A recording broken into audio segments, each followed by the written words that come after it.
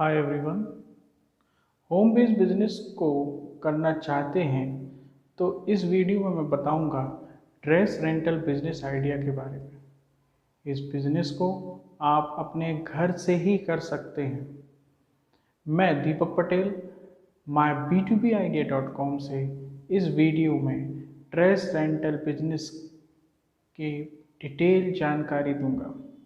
इसमें आप समझेंगे बिजनेस का इंट्रोडक्शन, ड्रेस रेंटल बिजनेस की केस स्टडी, इसका marketing plan, strength, weakness, opportunity, threats of this business model, operational plan, business policy, financial plan और कुछ ऐसे क्वेश्चंस जिसका आपको जवाब सर्च करना रहेगा जब आप ये बिजनेस स्टार्ट करेंगे।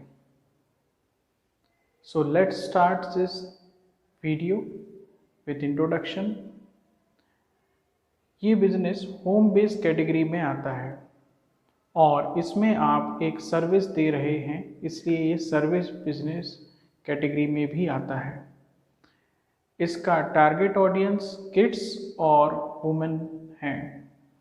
किस प्रकार के क्लोथ्स रेंट पर लेते हैं वो हैं fancy dress, ladies party wear, cultural clothes etcetera.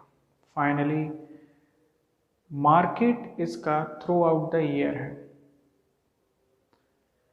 तो चलते हैं इसके अगले सेक्शन में जो है केस स्टडी। तो इस बिजनेस में कई लोग पहले से काम कर रहे हैं और वो अच्छी अर्निंग कर रहे हैं। स्विस लिस्ट करके एक वेबसाइट है जो कि यही रेंटल सर्विस होम डिलीवरी करती है और वहाँ से कलेक्शन भी करती है कपड़ों का। तो ये उसका अलग फीचर है, पर इसमें प्रॉब्लम है कि ये लोकल में ही पॉसिबल है। फ्लाई रूप करके एक ऑनलाइन पोर्टल है जो कि ड्रेस के अलावा शूज़ और भी प्रेजेंटेबल आइटम देती है किराए पे। क्लोथ रेंटल एक बहुत ही नोन बिजनेस मॉडल है और यह ऑनलाइन प्लेटफॉर्म है जहां से फिल्मी स्टार, एक्टर, एक्ट्रेसेस अपने किराए के कपड़े लेते हैं। इसके बाद हमारे शहर में बुटीक जो कि बहुत ही नोन छोटा बिजनेस है, वो भी इस प्रकार के रेंटल बिजनेस से पैसा अर्न करते हैं। वो लेडीज़ को गाउन, लहंगा, आर्टिफिशियल ज्वेलरी किराए पर देती हैं। फ़ोटो स्टूडियो भी इसी प्रकार का काम करते हैं। पर वैरायटी ऑफ क्लोथ्स या फैंसी ड्रेस या किड्स वेयर ये लोग प्रोवाइड नहीं करते और यही इस बिज़नेस का गैप है जो आप अपने मॉडल में इंक्लूड कर सकते हैं और अपनी एक अलग पहचान बना सकते हैं। बिजनेस स्टार्ट या शुरू करके बहुत सारे लोग इस परेशानी में आ जाते हैं कि मार्केटिंग कैसे करनी है इस बिज़नेस की। तो मार्केटिंग के लिए आप इन ट्रिक्स को अपना सकते हैं, जैसे स्कूल कॉलेजेस के टीचर्स के संपर्क में आना, जो कि आपको कल्चरल एक्टिविटीज़, स्कूल के फेयरवेल या कॉलेजेस की फ्रेशर्स फेयरवेल में आपका इंट्रोडक्शन स्टूडेंट से करा सकते हैं और आपका बिजनेस ग्रो कर सकते हैं। इसके बाद डिजिटल प्लेटफॉर्म पर आप अपने पेजेस बना सकते हैं जैसे फेसबुक वगैरह पे, और अपनी एक लोकल प्रेजेंस लोगों में दिखा सकते हैं। मार्केटिंग के ये ट्रिक्स आप अपना कर अपने ही मॉडल को और ज़्यादा बढ़ा सकते हैं।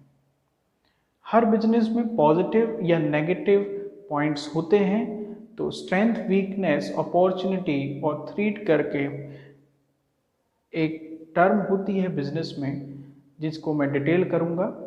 तो स्ट्रेंथ या इस बिजनेस के पॉजिटिव पॉइंट्स हैं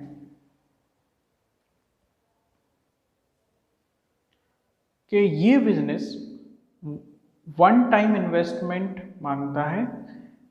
यानी इसमें एक बार ही आपको इन्वेस्ट करना होता है और वो इन्वेस्टमेंट कपड़ों या पुराने या नए कपड़ों को खरीदने के रूप में होता है। ये थ्रू आउट द ईयर चलने वाला बिजनेस है, लो इन्वेस्टमेंट बिजनेस भी है ये जी। और बिजनेसेस में आपको काफ़ी सारा इनिशियल कैपिटल लगाना होता है, इसमें नहीं लगाना पड़ेगा। इस बिजनेस के कुछ वीक पॉइंट हैं या वीकनेसेस हैं कि इसको कोई भी स्टार्ट कर सकता है जी। ये एक आपके लिए कंपटीशन क्रिएट करने वाली बात है। इसके बाद ब्रांडेड कपड़े खरीदना कॉस्टली होता है। इसमें कई सारी अपॉर्चुनिटी भी हैं। अपॉर्चुनिटी हैं जैसे लेटेस्ट वैरायटी की मदद से आप अपने लोकल में अपनी एक अब अलग इमेज बना सकते हैं। सोशल मीडिया या सोशल स्टेटस को मेंटेन करने के लिए लोग इस प्रकार की ड्रेस रेंटल लेकर अपने आप को अपग्रेड करते हैं। इस मॉडल में कुछ थ्रीट हैं, जैसे फैशन दिन प्रतिदिन ओल्ड होता है तो आपने जो कपड़े लिए हैं वो आपको अपडेट करके रखने पड़ेंगे। इसके बाद जो रेंट के बाद कपड़े आते हैं उसकी वॉशिंग करानी पड़ेगी, जो कि आपके लिए खर्चे का काम भी है। इसके बाद आपके कुछ कपड़े हो सकता है कहीं से फट जाएं या किसी कस्टमर की वजह से कुछ उसमें डैमेज हो जाए तो आपको उसकी स्टिचिंग वगैरह भी करानी पड़ सकती है। तो ये इस बिजनेस मॉडल के स्ट्रेंथ, वीकनेस, अपॉर्चुनिटी और थ्रेट हैं। इन पॉइंट्स को आप ज़रूर ध्यान दें और तभी इस बिजनेस को स्टार्ट करने के बारे में सोचें। चलते हैं अगले पॉइंट पे कि इस बिजनेस में कुछ पॉलिसी आपको ज़रूर बनानी पड़ेगी। पॉलिसीज़ जैसे सिक्योरिटी डिपॉजिट कितना लेना है, रेंटल चार्ज कितना लेना है। कपड़ों के अकॉर्डिंग रेंटल चार्ज अलग अलग हो सकते हैं। किसको कितना डिस्काउंट देना है, लेट सबमिशन या कोई देर से अपने लिए हुए कपड़ों को सबमिट करता है तो उससे आप कैसा पॉलिसी बनाएंगे कि आपको उसको एक्स्ट्रा चार्ज करना है या उसके जो सिक्योरिटी डिपॉजिट है उसमें से कट करके देना है। कोई डैमेज हो जाता है तो उसको आप कैसे ट्रीट करेंगे, आप ट्रांसपोर्ट, डिलीवरी, रिसीविंग कंडीशंस क्या रखना चाहते हैं। कोई पहले से बुकिंग करना चाहता है किसी कपड़े के लिए तो आप उसको कोई डिस्काउंट देंगे या एक्स्ट्रा चार्ज करेंगे। इन सभी पॉइंट्स को आपको सोचना पड़ेगा। चलते हैं फाइनेंशियल प्लान की तरफ। तो इसमें वन टाइम इन्वेस्टमेंट है। इम्प्लीमेंटेशन के नाम पे आपको कपड़े खरीदने हैं। कपड़े आप पुराने भी ले सकते हैं तो यहाँ आप अपने इन्वेस्टमेंट की कॉस्ट कम कर सकते हैं। ये हुए वन टाइम इन्वेस्टमेंट। इसके बाद मंथली एक्सपेंसेस हो सकते हैं इसमें, जैसे मैन पावर, यदि आप कोई सपोर्ट के लिए रखना चाहते हैं लोगों को तो आपको मैन पावर लगेगा। फिर लॉन्ड्री, इलेक्ट्रिसिटी बिल, रेंटल यदि आपने कोई काम किया है तो रेंट, ट्रांसपोर्ट, डिलीवरी सिस्टम क्या बनाना चाहते हैं आप अपने काउंटर से ही यदि कपड़ों का डिस्ट्रीब्यूशन करेंगे तो आपको ट्रांसपोर्ट नहीं लगेगा। पर यदि आप अपने बिजनेस को बढ़ाना चाहते हैं तो आपको कुछ बाइक्स या जो आपने मैन पावर रखा हुआ उनके थ्रू डिलीवरी करवा सकते हैं। कुछ क्वेश्चंस जिनके आंसर्स आपको इस बिजनेस में आगे बढ़ाएंगी वो ये हैं, जैसे टारगेट ऑडियंस का है, इसका मैं आंसर दे चुका हूँ वीडियो में। कलेक्शन डिस्ट्रीब्यूशन मीडियम क्या होना चाहिए, आप होम डिलीवरी करना चाहते हैं या काउंटर से, मैं आपको सलाह दूंगा कि शुरू में आप काउंटर से चलाएं।